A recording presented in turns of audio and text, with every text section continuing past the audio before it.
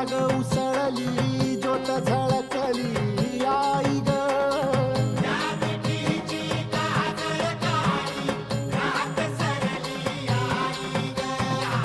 बंध विनला भेद शिनला भाव भिनला आई ग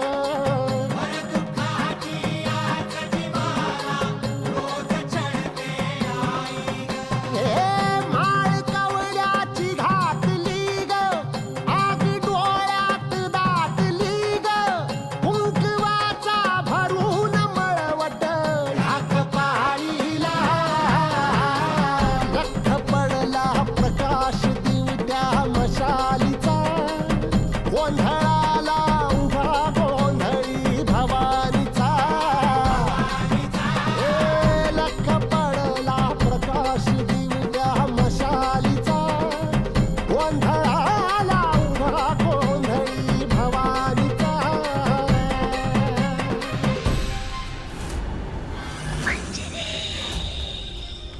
ही कवडी घेऊन तिथे जा. कुपीमधून तो आत्मा या कवडीत आपोआप कैद होईल आणि आपलं कार्य पूर्ण होईल. फक्त एक गोष्ट लक्षात ठेव, हे सगळं करत असताना तुला कुठल्याच मनुष्याने बघता कामा नये. आणि जर कोणी बघितलंच तर आपलं कार्य अपूर्ण राहील. सांभाळून लक्षात ठेव, कोणीही बघता कामा नये.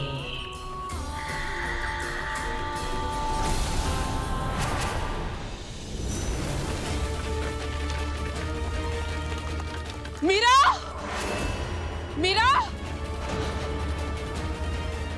मीरा, तू आलीयस का इथे माझ्या जवळ?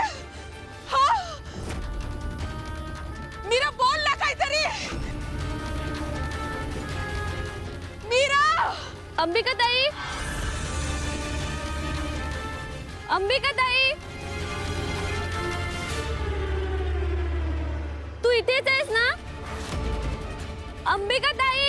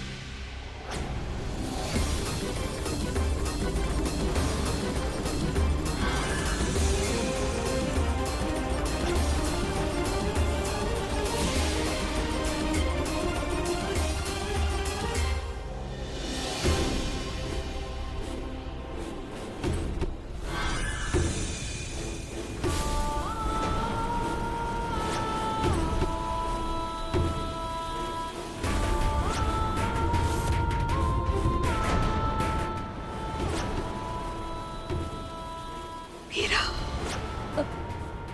अंबिका ताई, मीरा,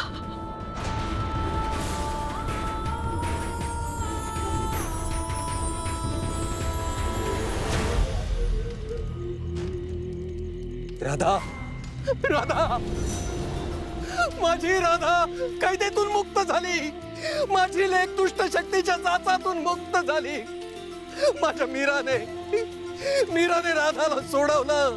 मीरा राधाची भेट झाली. दोन्ही बहिणींची खूप काळानंतर भेट. दोन्ही बहिणींची खूप काळानंतर भेटल्या. महागौरी माते, माझ्या मीराला तिच्या आयुष्यातलं सगळ्यात मोठं सत्य आज समजणार आहे. माते, तिला ते सत्य पचवायची ताकद दे माते. तिला ते सत्य सहन करायचं बळ दे माते. सत्य सहन करायचं बळ दे. माझ्या लेकराला बळ दे.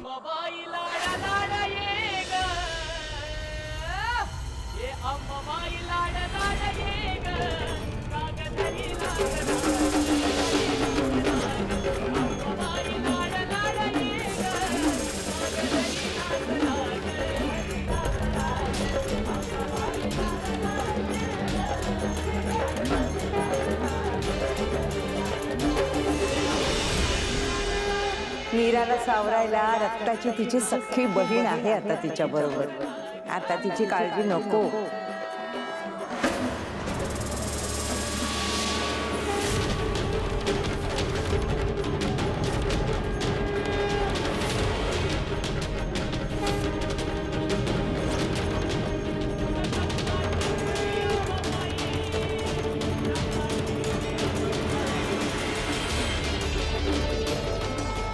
मीरा,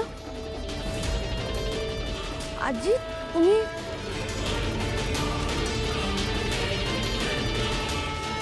तुम्ही आज कशा इथे अचानक?